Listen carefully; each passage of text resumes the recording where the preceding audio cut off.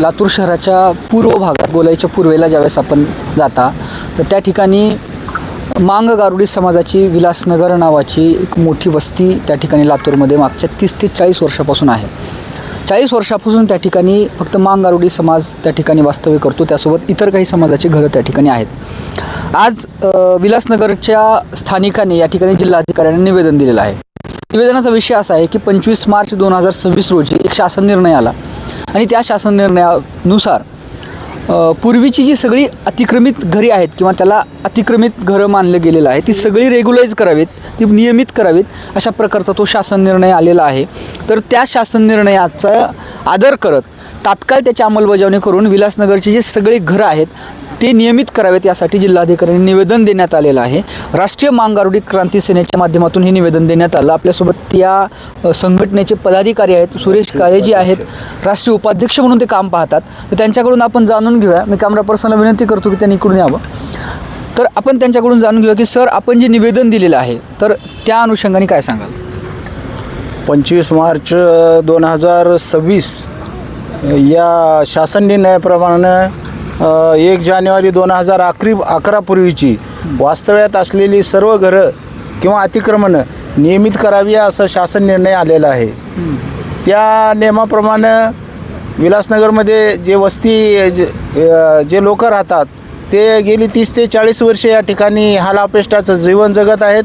ते या ठिकाणी राहत आहेत आणि त्यांना कसलीही सोयीसुविधा नाही. तिथं नालीचा प्रश्न नाही, पाण्याचा प्रश्न नाही, म्हणजे असं कोणतीही व्यवस्था केली नाही. महिला वर्ग उघड्या शौचास जातात.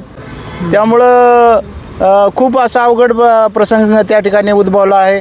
पावसाळ्यात तर अक्षरशः तिथून चालणेही कठीण आहे. तर तिथं एखादी दुर्घटना घडली तर तिथं मदत कार्य करायला साठी शासनाला किंवा इथल्या आपत्ती व्यवस्थापन कक्षाला तिथं मध्ये जायला सुद्धा रस्ता नाही. एवढी अवस्था, या अशा अवस्थेमध्ये तिथे लोक राहतात आणि त्याच्यामध्ये आम्ही पण आहोत. परंतु मला म्हणायचं की या नियमाप्रमाणे, शासनाच्या नियमाप्रमाणे जो काही नियम आला आहे त्या नियमाप्रमाणे या लोकांना कबाले द्यावे. कबाले मिळाल्यानंतरच यांना घरकुलाचा प्रश्न असेल, नालीचा प्रश्न असेल, हे बरेचसे प्रश्न हे मार्गी लागतील. त्यामुळं शासनाला विनंती आहे की या शासन निर्णयाप्रमाणे सदरच्या लोकांना कबाले देऊन त्यांच्या राहण्याची, त्यांच्या पाण्याची व्यवस्था, तिथं नालीची व्यवस्था या पद्धतीने करावे. नाहीतर भविष्यात आम्हाला आंदोलन केल्याशिवाय पर्याय नाही.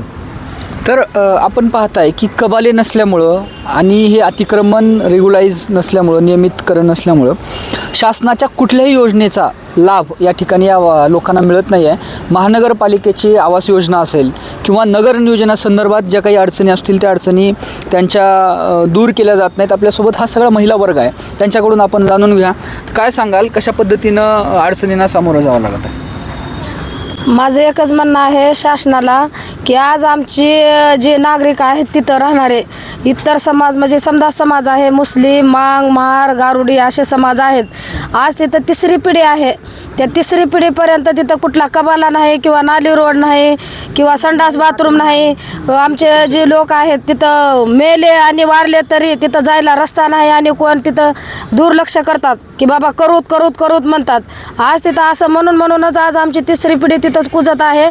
आणि पाऊस जरी आला तर अक्षरशः घरामध्ये पाणी जातं आणि परत नगरपालिकेला जाऊन आम्हाला अर्ज देऊन की रातोरात ती पाणी काढून घ्यावं लागतंय. असं आम्ही समजा कार्यकर्त्यांना पण बोलवलं तरी पण तिथं कुणी रिक्स घेत नाही. आणि माझी एवढी नम्र विनंती आहे की तिथं लवकरात लवकर कबाले द्यावे आणि घरकुलची योजना करावी. बघा, जेव्हा महानगरपालिकेच्या निवडणुका येतात त्यावेळेस कबाल्यांचा जो प्रश्न आहे तो ऐरणीवर येतो. नगरसेवकांच्या मॅनिफेस्टोमध्ये हा पहिला मुद्दा असतो की आम्ही तुम्हाला कबाले देणार, पण वारंवार तो प्रश्न काही सुटत नाही. त्याच्यामुळे मग तुम्हाला काय अडचणी येतात किंवा जे आता तुमचे स्थानिक लोकप्रतिनिधी आहेत, नगरसेवक आहेत, त्यांच्याकडून तुमच्या काय अपेक्षा? नगरसेवकांनी आम्हाला घराचे कबाले द्यावेत आणि गटार बनवून द्यावी, शौचालय करून द्यावं. कारण का उघड्यावर जातात बाया शौचालयाला सगळेच. आणि पाण्याचा एक प्रॉब्लेम आहे तिथं. गटार बी नाही ना, काहीच नाही आम्हाला लोकांना तिथं. लय प्रॉब्लेम व्हायला लागला आणि गटरीचं पाणी पुरा घरामध्ये शिरतं. मला सांगा, कबाला जर या ठिकाणी मिळाला तर सगळे प्रश्न तिथले सुटतील असं तुम्हाला वाटते का? पुढचं काही मग आणखी तुम्हाला नियोजनासाठी आंदोलन करावं लागेल का? आता कबाला मिळाला म्हणजे मिळावीच लागते सहजासहजी कबाले, कारण ही जे नियम निघालेले आहेत तर सरकारनं नियम दिलेले आहेत आणि तिथं कबाला जर भेटलं तरच पुढलं प्रोसिजर करता येईल आणि पुढलं प्रोसिजर केलं तरच काहीतरी होईल. ह्याच्यासाठी जर आता ही पहिले हे आहे भेट आहे कलेक्टर साहेबाशी, जर कदाचित ही काम आमचं नाही झालं तर आम्ही रस्त्यावर येऊ किंवा उपोषण करून आता मोर्चा काढू. जोपर्यंत हे आता आम्हाला तर माहीत आहे की बाबा करावं, कारण ही कामं जी नगरसेवक असतात, जी कार्यकर्ते मोठे असतात, जी येतात इलेक्शनला भेटतात आणि बोलतात की बाबा आम्ही हे करू ते करू, परंतु कोणी काही करत नाही. विलासनगरला सिर्फ मतदान घेण्यासाठी लोक येत आहे आणि विलासनगरचं आत्तापर्यंत तर काही झालेलं नाही.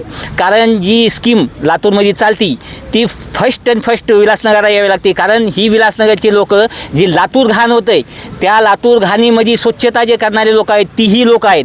तर आता ही विषय काय झालेला आहे की ही घरकुल नाही किंवा स्वच्छता नाही, ह्यांना रोड नाहीत, ह्यांचा कचरा कोणी उचलत नाही, ह्यांना काही सोय नाही, बिमारे ह्यांच्यापाशी चालू म्हणजे ह्यांना कोणतीही सोय नाही. ह्याच्यासाठी जर ही कबाली तर ती स्कीम भेटेल आणि स्कीम भेटलं तरच कोणतं तरी काम होईल. जर ही झालं नाही तर राष्ट्रीय मांगवडी क्रांती सैनेच्या वतीने आंदोलन करता येईल किंवा नाही म्हणलं तर मोर्चाही काढता येईल आणि ही करावंच लागेल आम्हाला. एवढंच बोल. बरं, माझा प्रश्न तुमच्यासाठी आहे. आता तुम्ही जिल्हाधिकाऱ्यांची भेट घेतलेली आहे, त्यांच्या कानावर हे सगळं सविस्तर टाकलेलं आहे, तर त्यांच्याकडून तुम्हाला सकारात्मक प्रतिसाद मिळाला काय सांगा? जिल्हाधिकारी यांच्याशी आमची चर्चा झाली आता आणि चर्चा झाल्याच्या नंतर त्यांनी असं आश्वासन दिलेलं आहे की महानगरपालिकेचं आम्ही पाठवतो आहे आणि महानगरपालिकेकडनं त्यांच्याकडनं म्हणजे ह्यांच्याकडनं फक्त कबाले येणार आहेत आणि कबालेच्या पुढची जी प्रोसेस आहे ही पालिका करणार आहे.